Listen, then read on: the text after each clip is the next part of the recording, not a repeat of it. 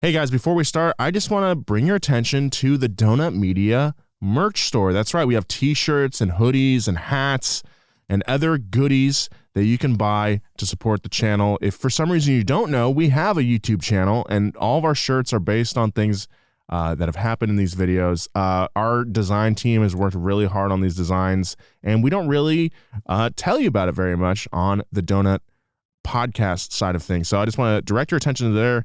Go to donutmedia.com, get yourself a t-shirt, get yourself a hoodie. We use really high quality shirts and hoodies and hats and stuff. We go out of our way to find stuff that we actually want to wear. And you can go ahead and rep Donut Media on your body. So go ahead, check out donutmedia.com, get yourself some merch today. All right, now on to the show.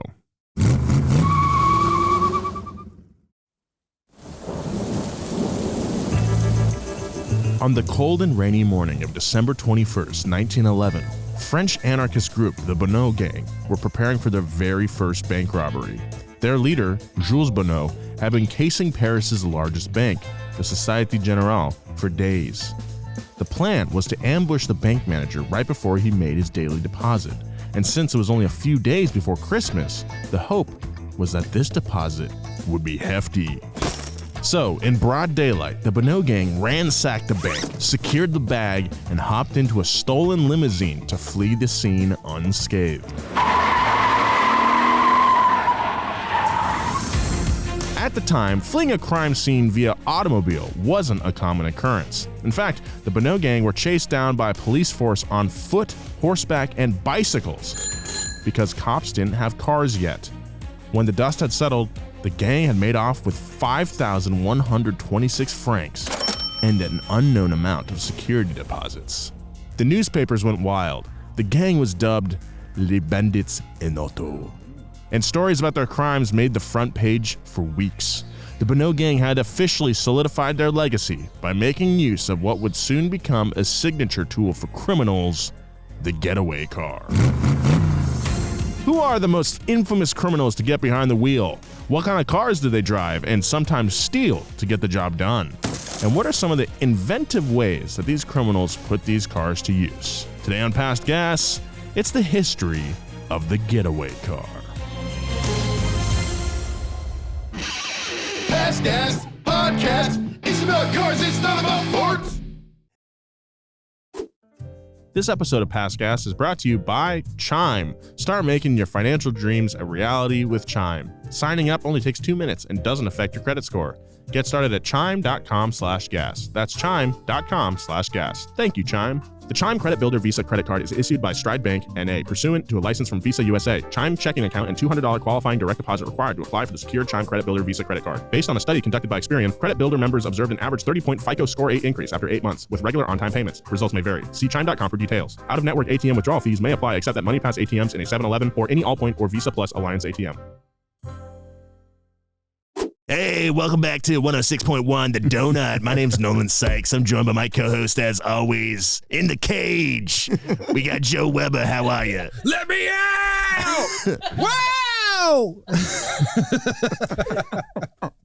And over there, with his big old cup of coffee, we got Cup of Job. Hey, great to Zach, be here, fellas. Zach Job, hello. Thanks for having me. Hey, welcome back to the show, everybody. We're not a morning first podcast. Yeah, hey, let me get to that real quick. Yeah, sorry, I'm all over the place this morning. Welcome back to Past Gas, everybody. We are not a morning zoo radio show, as much as I would love to be one. Yeah, joining us in the studio for the first time on the show, we got Zach Job. What's going on, Welcome. boys? Welcome, my guy. Yeah, Thank if you're you. like, I'm sure there's probably like 3 or 4 people who listen to the show who have never watched the videos. Yeah. I'm sure it's out. People like that out there. But Zach Job is one of my very good friends, one of our very good friends. Yeah. He's our mechanic extraordinaire. He's got long, luscious locks of hair. And piercing blue And eyes. piercing blue eyes. Jeez, And he's boys, one of the thank coolest you. dudes in the world. He can do a kickflip anywhere. And I think that's all that qualifies him to be the coolest dude. That's all it takes. Thank you. What a warm intro. Jeez. If Job played guitar really well, I know. that would just be the end for He everybody. does play guitar. Not well. I got Yeah. a few chords, though. You could play in Thin Lizzy if you wanted to. Yeah, maybe. I don't know No, if I Thin want to, Lizzy's, though. they're really good musicians. The boys are back in town. Yeah, that's a pretty sick riff. I don't know. Yeah, that's a Dude, hard that one. would actually be a great song to be able to pull out like at a party. Oh yeah. So today we're talking about getaway cars. We're talking about crime. I That's love why we that. brought you in here. Yeah, thank you. Right up my alley. Yeah. Have you ever Dude, I've done any always- crime? Not really, but I've always dreamt of driving a getaway car. You know, Baby Driver really Oh yeah. Yeah. really made me want to do that. Yeah, I think Ansel Engbert was a weird casting choice for that. Yeah. He's too pretty. Yeah, two baby. Two driver. Mm. Two baby, two driver. The sequel. That kid's way too young. John Bernthal's like, why is there a baby driving that car? That was a hack T.I.'s bit. like, I'm not working with a baby again.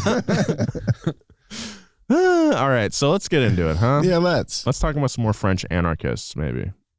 When we think of getaway cars, we usually think of criminals hopping in an automobile, perhaps after they've robbed a bank or a jewelry store, and speedily fleeing the scene to avoid being caught for their crime. But how did the term come to be?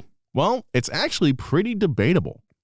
There are a few different stories that could be the origins of the first getaway car, so we're going to tackle all of them, and then maybe we'll decide for ourselves which sounds most plausible.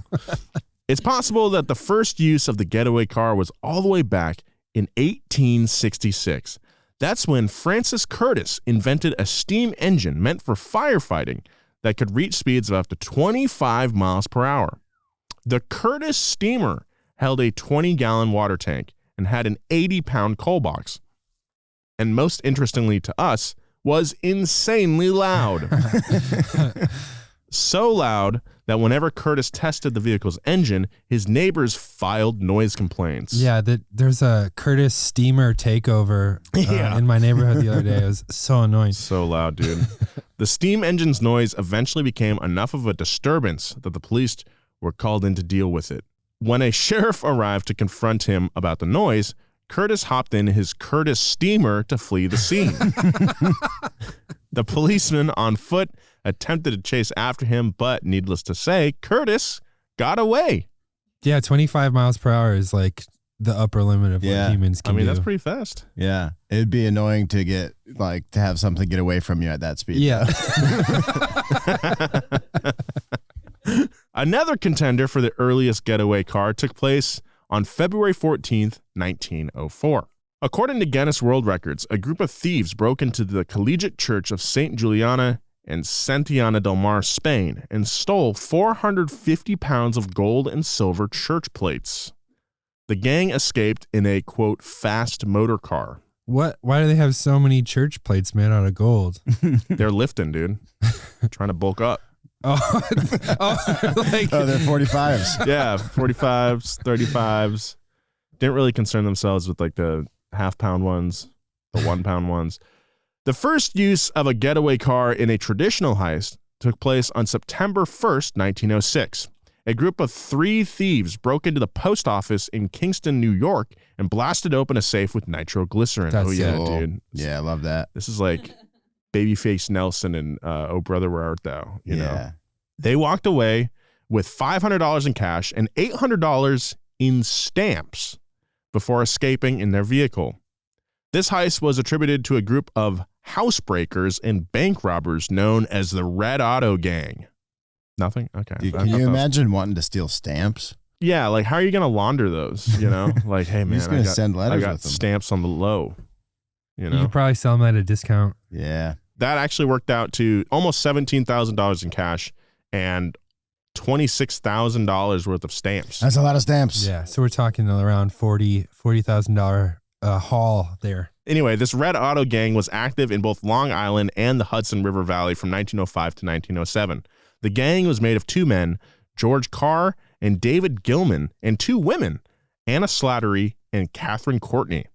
It's not clear which gang members were present for this robbery, but witnesses mentioned that one of the robbers appeared to be a woman in men's clothing, which was a gang signature. Hey, our signature, our calling card, we're all going to wear men's clothes. Dude. Gotta throw the cops off. The first recorded armed robbery of a U.S. bank took place on August 3rd, 1909 in California's Santa Clara Valley when Fred Carr and Joe Willits stole $7,000 worth of gold coins from a bank. That's about $231,000 today. That's a good haul. Mm-hmm. Pretty dang good, Great Joe. heist. Yeah, I like it. All right, so they used a Model T borrowed from a nearby garage and even hired someone to drive the car because neither criminal knew how to drive. The heist itself was pretty genius. The duo told their hired driver, James Brown, to pull up to the bank. Because of the car and the criminal's dapper appearance, no one at the bank thought anything of them. That is, until they approached the teller with a shotgun, stating, "Come through with the big gold." Oh, that's sick. Outside, driver Brown patiently waited for them and was shocked when Carr and Willits came out of the building with guns and bags full of gold. That's right. The man who was one of the first getaway car drivers didn't even know he was part of a job. That's Yeah. get him in on it early. I hope they gave him some gold. Hey, here's a little coin for your trouble. Ding. That was my James Brown impression. It was not good. And this brings us back to our opening, the Bonneau Gang. The Bonneau Gang was part of a group called the Illegalists. Let's pick a really inconspicuous name for our gang. They were anarchists that believed crime was the key to bringing down capitalism. And the car we talked about in the opening was a Delaunay Belleville, a stolen limousine that later became the gang's signature. Wow, limo. The Illegalists. I Dude. love that. That's so awesome. Let's be the lawbreakers. No, man, one word. Illegalists. Illegalists.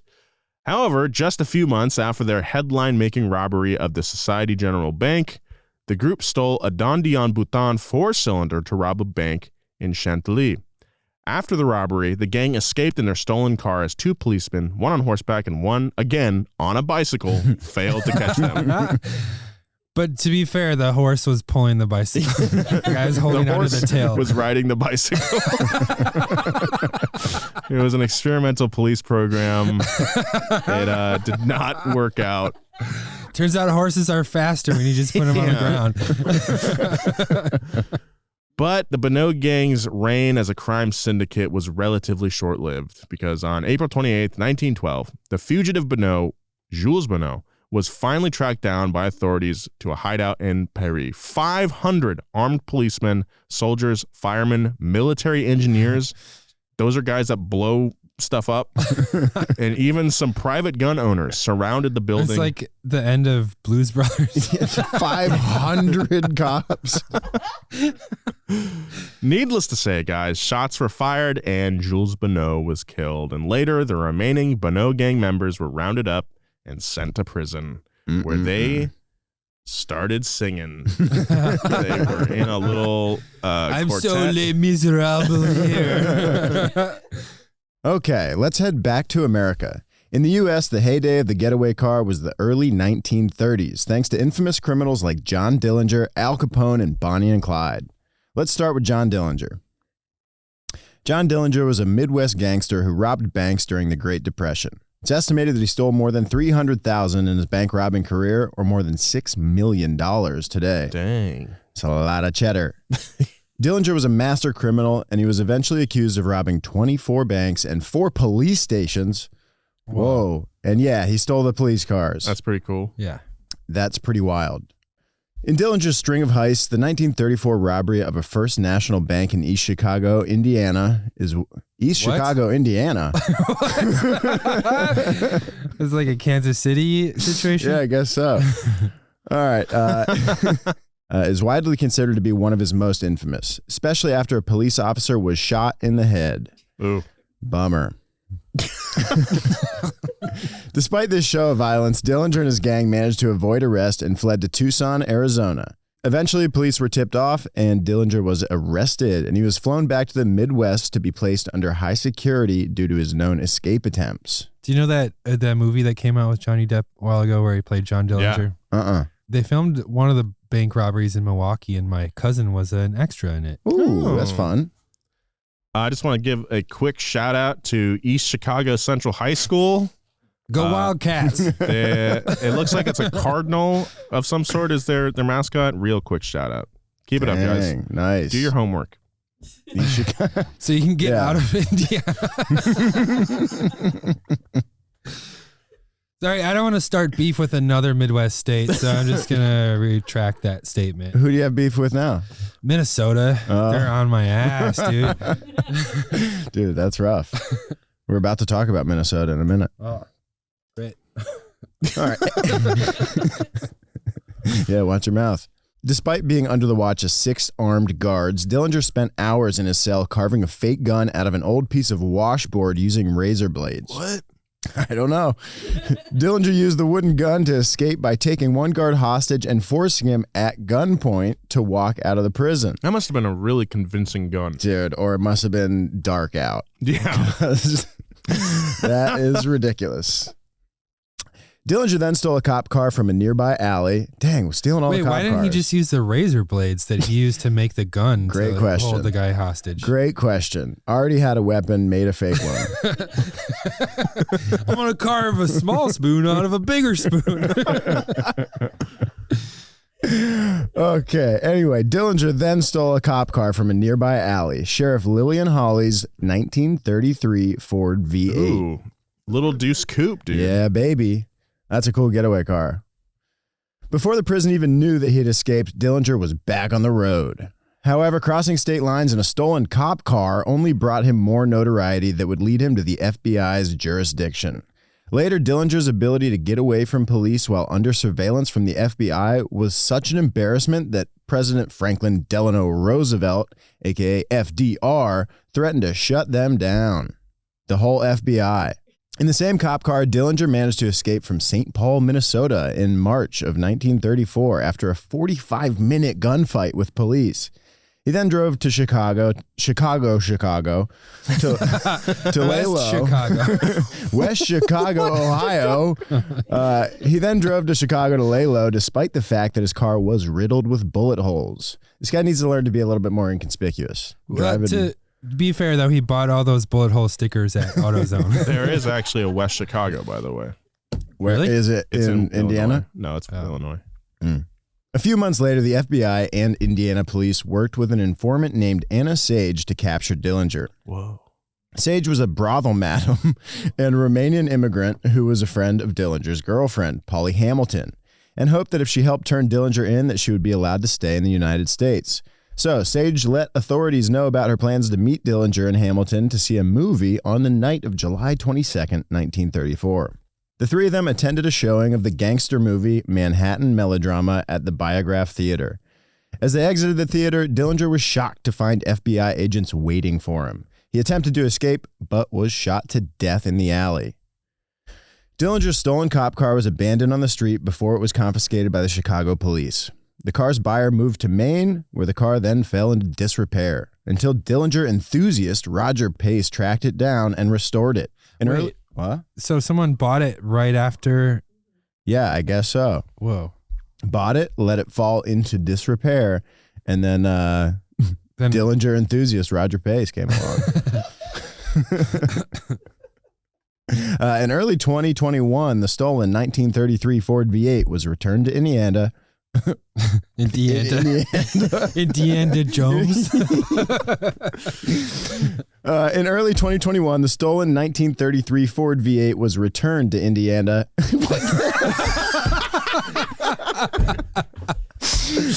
The stolen 1933 Ford V8 was returned to Indiana, where it will be put on permanent display near the jail Dillinger broke out of. I kind of like that. It's like, you know what? Yeah.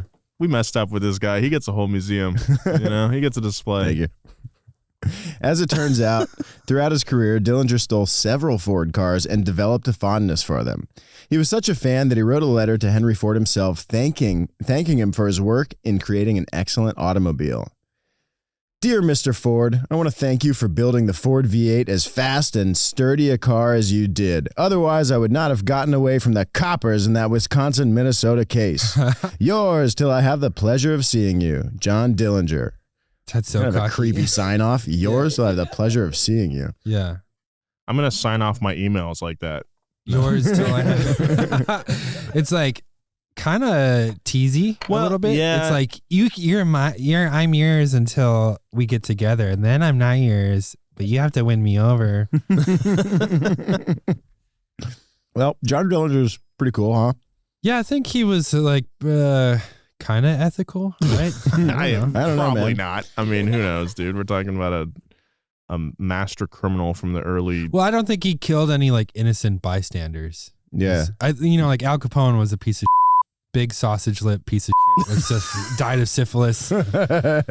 That is true. Some guy's gonna hit you up on Facebook, and Guess- he's gonna have like a really red. Yeah, Al Capone I love Al enthusiast. Capone, buddy. Al Capone enthusiast Roger Pace. Well, speaking of Al Capone, look who's up next. big thank you to our sponsor this week, Chime. Do your financial goals feel out of reach? They don't have to be. With Chime's secured credit builder Visa credit card, you can start building credit with your own money through on-time payments and small everyday purchases like groceries, streaming, and gas. That's right. Members see an increase of 30 points to their credit score on average. Chime reports your payments to the major credit bureaus to help you build your credit over time. All with no annual fees, large security deposits, or credit checks to apply. If you need a boost to your credit, I think Chime is a great option for you to get that going. Start making your financial dreams a reality with Chime. Signing up only takes 2 minutes and doesn't affect your credit score. Get started at chime.com/gas. That's chime.com/gas. Thank you, Chime. The Chime Credit Builder Visa credit card is issued by Stride Bank, N.A., pursuant to a license from Visa USA. Chime checking account and $200 qualifying direct deposit required to apply for the secure Chime Credit Builder Visa credit card. Based on a study conducted by Experian, Credit Builder members observed an average 30-point FICO Score 8 increase after 8 months, with regular on-time payments. Results may vary. See chime.com for details. Out-of-network ATM withdrawal fees may apply except at MoneyPass ATMs in a 7-Eleven or any Allpoint or Visa Plus Alliance ATM. When it came time to avoid police capture, famed gangster Al Capone was practically an expert, Joe. He often used tunnels to exit his home or the bars that he visited, such as Green Mill. Yes. in Oh, I've been Chicago. there. Been there, and Me I too. saw the door, dude. Yeah. But when I haven't been there. Man, It's sick. I need to go. I've been to Chicago like 8 times now. Great Anyway, little jazz bar.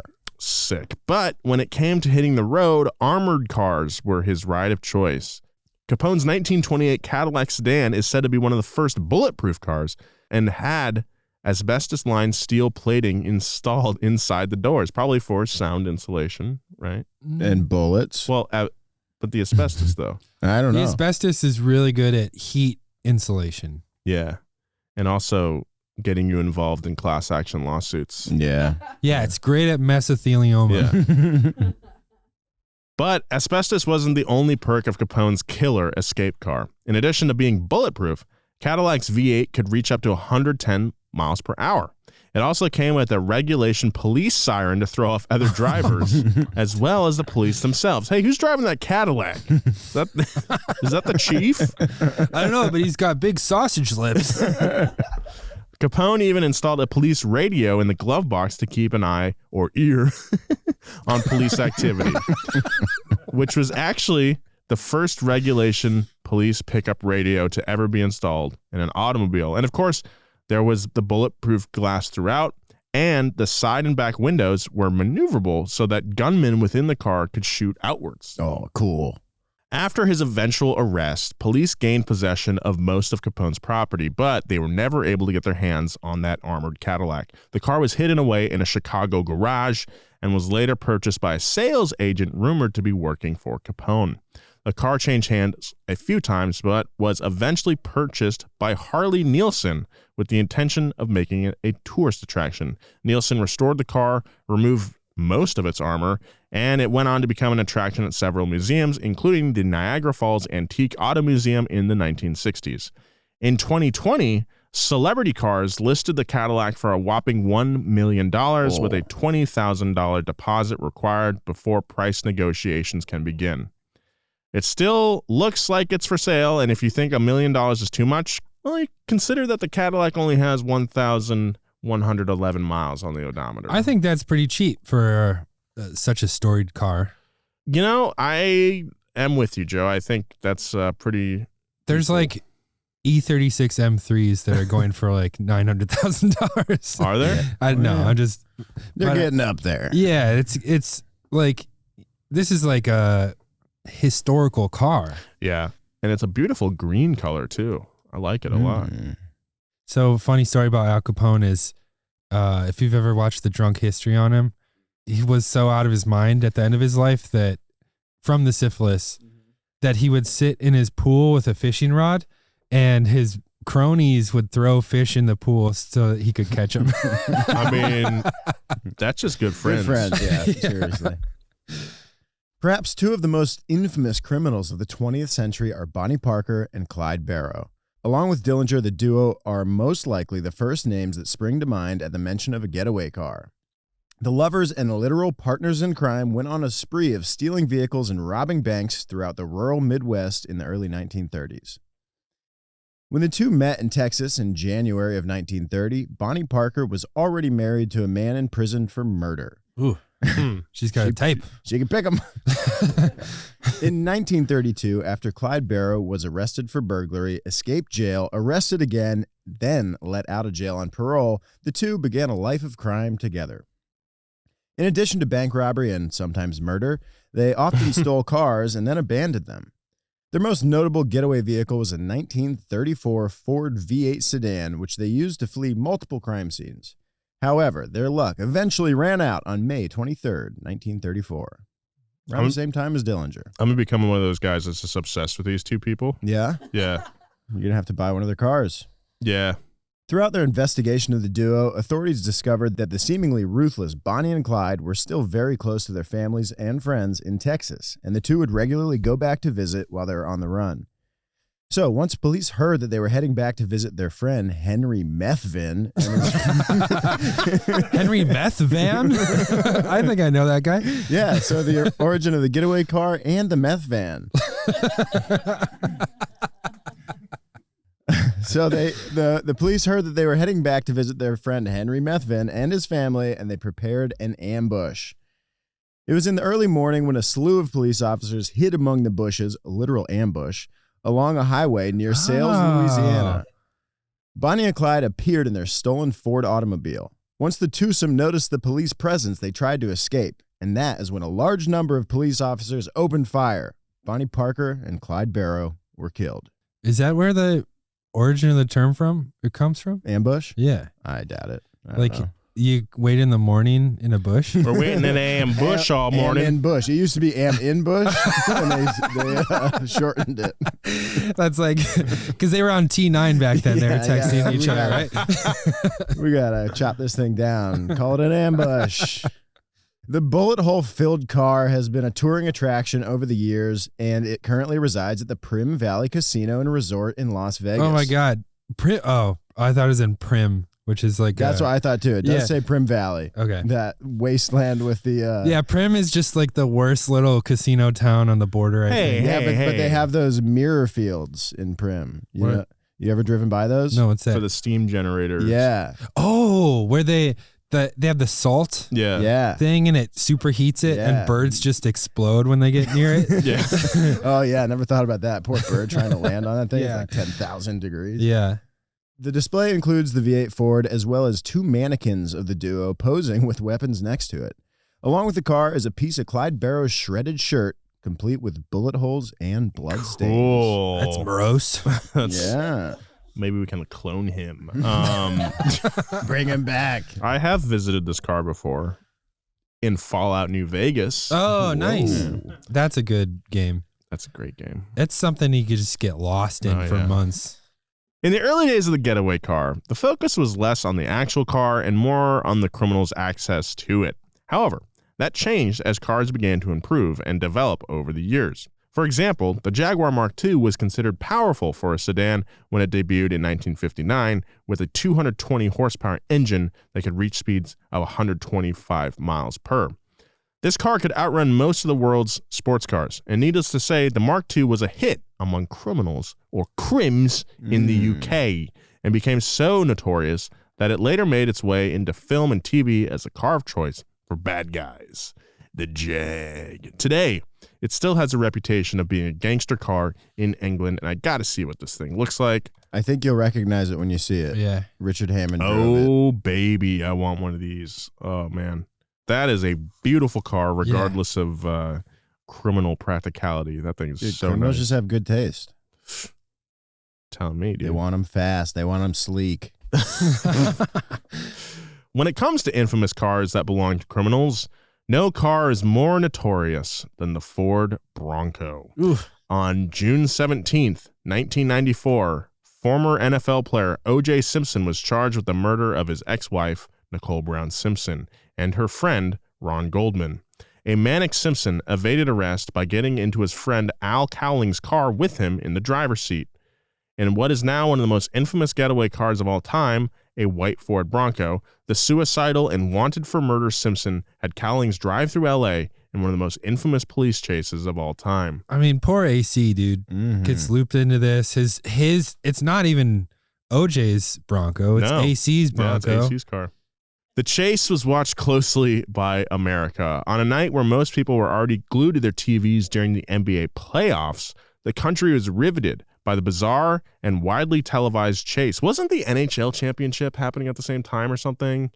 I remember there's a 30 for 30 about this night where the chase is happening, NBA is playing, and I think there's like an NHL game going on at the same time. AC was on the phone with police as he drove the car, letting the police know that Simpson had a gun pointed at his own head. The chase eventually ended at Simpson's home in Brentwood, where police arrested him. That must have been a really early cell phone. Yeah, I think, early cell phone. I don't think Bronco had an in-phone car, 94. but yeah, No. they had cell phones back then. They were just really expensive and big. Big, yeah. And this is one of the reasons that this generation of Bronco is so expensive now. Okay, up next, on-screen getaway cars. Ooh, on screen. That means film and TV and maybe web shorts, Web series. web series. Yeah, all those famous web short cars. I remember. Never mind. High budget web series. The Bronco chase riveted the world because it played into the pop culture fascination we have with getaway cars and car chases in both TV and film. This fascination goes all the way back to the first getaway car scene in film history from the 1904 silent film, The Bold Bank Robbery. Whoa. Pretty clever It's title. 34% on Rotten Tomatoes. Oh, no. Pretty high audience score, though. There's a real disconnect. Since then, getaway cars have been used as a major plot device in the worlds of cinema and television. James Bond's trusty Aston Martin is perhaps the glitziest getaway car from the big screen. While the Fast and the Furious franchise is arguably the most well-known of modern movies to feature getaway cars, there are many more that stand out for their unique choices of vehicles. Steve McQueen was the king of cinematic fast cars, most specifically in The Getaway, a film about a husband and wife who escape a heist gone wrong. Saturday Night Live's sketch turned full-length film The Blues Brothers features a 1974 Dodge Monaco sedan, affectionately known as the Bluesmobile. It's got cop brakes, cop suspension, cop motor. That's right. When I got arrested when I was like 16, I tried to do that bit in the back seat and the cop did not get it. Wow. Ballsy, Joe. I mean, you're already arrested. Like, Yeah. what else are you going to do? It's true. Arrest me? What are you going to do, cop? Arrest me? My grandpa picked me up. They took my shoelaces. What? I was gonna. So you couldn't hurt yourself with them or They thought I something? was gonna hang myself Holy over crap. a underage drinking ticket. How old were you? 16. Oh, yeah, you said that. Nice. 20 3/4. Anyhow, the Bluesmobile was the name of the car from the Blues Brothers, which Elwood and Jake Blues drive to run away from the cops and state troopers. There's a really cool story about this car. This was the first thing after the film got greenlit. The car was the first thing that they bought, and Dan Aykroyd drove it up and down the California coast. Oh, wow. It was a decommissioned cop car. And he, just to like get in the mindset before he wrote the script, Yeah, that's drove it up and down the That's coast. cool. Dan Aykroyd, a legend. Yeah. Great paranormal investigator now. Really? Yeah. and tequila salesman. Yeah. Vodka. Crystal Vodka, Skull my bad. vodka. Ooh, Wow. whoops, my bad. I'm an Aykroyd enthusiast. Sounds like it. I have his car. I'm an acrolite. Both versions of Gone in 60 Seconds have everything you could want out of a car heist movie. The 1974 version's star vehicle is a yellow 1973 Ford Mustang Mach 1 called Eleanor. The 2000 remake stars Nicolas Cage and Angelina Jolie alongside their updated Eleanor, a 1967 Shelby GT500. The production created 12 Mustang duplicates of Eleanor, each designed for specific stunts. Of these 12 duplicates, only 7 of them survived. Another famous getaway car is from Thelma and Louise, the blue 1966 Ford Thunderbird convertible. It has perhaps one of the most famous last shots of a getaway car in film history as we see the duo drive the T-Bird off the edge of a cliff, hand in hand. Like Gone in 60 Seconds, production used multiple identical models of the car. Most of the models were either discarded or resold, but one, signed by the actors, is currently on display at the Peterson Automotive Museum in Los Angeles. Oh. Is it all smashed You up? know them? I've been there. I don't know. In the 2011 film Drive, Ryan Gosling's character is a stuntman by day and a getaway driver by night. While his own car is a classic 1973 Chevy Malibu, his character drives an unassuming silver Chevrolet Impala for the job in the film's opening sequence. Honestly, one of the best choices as far as getaway cars in real life and in a movie. Yeah. It's very unassuming. Extremely unassuming. In fact, his mechanic, played by Bryan Cranston, tells him that the Impala is the most popular car in the state of California. So no one will be looking at you. It's been a while since I've seen Drive, but I'm pretty sure he also mentions that they like LS swapped it too with that, like the LS, is it the LS6 that's the front wheel drive variant of that motor? Anyway, no, so that's why it's faster too. Like they do an engine swap on it and everything. Makes me wanna rewatch I'm the pretty movie. sure that's what he says in the movie. But also that Malibu too is so sick, and then he dies. Yeah, I love those. Spoiler alert: if you haven't seen the hottest film of 2011. Yeah. Anyhow, 2017's Baby Driver is similar to Drive in that it also follows the journey of a getaway driver for hire. However, the car featured a bright red 2006 Subaru Impreza WRX STI. Hawkeye, baby, like ours. Yes, sir. Is a little more noticeable than an actual wheelman would likely prefer. It's definitely not as low-key as an Impala. Also, I don't think that would be the best getaway car. I guess it's all right for like tight city streets. I think I could get away from anybody in low car, honestly. Yeah? Yeah. Yeah, I mean, I think it would make a pretty good getaway car. We should test it. Let's do it. Yeah, let's go get in a 5-star chase. Okay. I'll call Ansel Engelbert. Our fascination with the getaway car stems from the thrill of the chase. We love to cheer for an anti-hero fleeing the scene and getting their bag on the big screen. When we catch a high-speed chase live on TV, we hold our breath waiting to see what happens. And we romanticize gangsters of yesteryear and the ways they would outsmart authorities from behind the wheel. At the end of the day, it's just plain exciting to see these getaway vehicles pushed to their limits. And on that note, there are Jaguar Mark IIs for sale in the U.S. They range from like 20 grand for a pretty ratty, rusty one to 65 for a nice one. Yeah, I think I'd want a ratty, rusty one. Yeah, I want a coyote swap. Dude, on one drop of it those. to its That'd be nuts. so That sick. thing would Shoot a look couple sick. bullet holes into it. Yeah. I thought you were going to say, speaking of, my getaway driver is waiting outside. Let's get out of here. Hey, well, we got some fan mail before that. Oh, okay. So, yeah, this comes from Francisco. Hey, guys, I'm writing this email while I lay under my turquoise 52 Kaiser Manhattan two-door Club Coupe after taking out the drive shaft. I'm swapping in a small block Chevy, and I'm learning a lot from watching Donut. These cars are beautiful, and my interior is blue tweed and snakeskin from the factory. Wow. That's cool. That must have been an expensive option. Yeah. I can tell that the original owner knew how to party. I originally got it as a way to keep my mind off of work. I work as a child therapist to kids with different levels of trauma, and days can get heavy.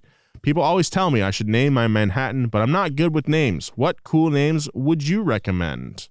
Oh, man, I'm terrible at naming cars. Well, it depends on what color it is. Well, Didn't you it's say, got the interiors? it's got blue tweed interior and It's snakeskin. turquoise. It's turquoise. So I'm thinking like What's a that turquoise, Joe? Oh, yeah. Turquoise, Jeff Tweedy. I'm thinking a snake, but like a friendly snake. What's You a know? blue snake? I don't know. Well, it doesn't really look like a snake. That's the thing. It looks pretty classy. Let me It's a really sleek coupe. It's very nice. Got kind of like a speed back thing going on. Let's see here. Kaiser Manhattan, 1950. Covered rear wheels. Oh, that's nice. That is a friendly looking car, though. It's like a baby imp. Sort of. I mean, I love the rear of that car. It's very cool. I would call it baby blue. Baby blue. I would maybe call it Cruiser, but spelled with a K like Kaiser. Ah, nice. Cruise. Looks like a nice cruiser. Yeah, you cruise it for short. Dude, I don't know. I also don't really name cars very well. This thing's so sweet though, man. I don't know. I would think reptilian because of that snakeskin. Either way, next time you write an email, get out from under your car. It's not the most comfortable place to write an email. Francisco continues. Anyway, thanks for keeping me company while I figure out how to work on this car. Remember to keep it juiced, save the slime off Slug's back, and all the other intros. Most of all, give me back my son. Thanks, Francisco. Thank you, Francisco. Yeah, thank you. That's awesome, man. That's a really cool car you got yourself there. If you'd like to get in touch with the show, hit us up at passgas@donutmedia.com. Maybe we'll read your mail on the air. Zachary Job. Nolan Sykes. Thank you so much for joining us It's been today. a pleasure, man. You did a great job. Do you have anything to plug? No, I don't. You don't? Anything you're looking forward to? Yeah, well, we just, me and Max went to South America on Donut Oh, yeah. That's right. official business. That's so right. we're going to be putting out a video from Chile and from Brazil coming That's up so soon. cool. That's so awesome. I heard you got a lot of love in Brazil. Yeah, it was crazy. I felt like Vin Diesel himself. Oh, nice. Yeah, it was cool. So we're making a couple videos from down south of the equator. So keep an eye on our YouTube channel for those. That's so awesome. yeah. You can follow Zach on all social media. Well, actually just Instagram. Yep. At Zach Job. That's right. You can follow Joe at Joe G. Weber. You can follow me at Nolan J. Sykes. A big thank you to our writer this week, Kristen Egan. And, of course, to our wonderful producing team, Christina Felsky and Gavin Kinzel. Tell a friend about the show, leave a review, and we'll see you next time. Let me out!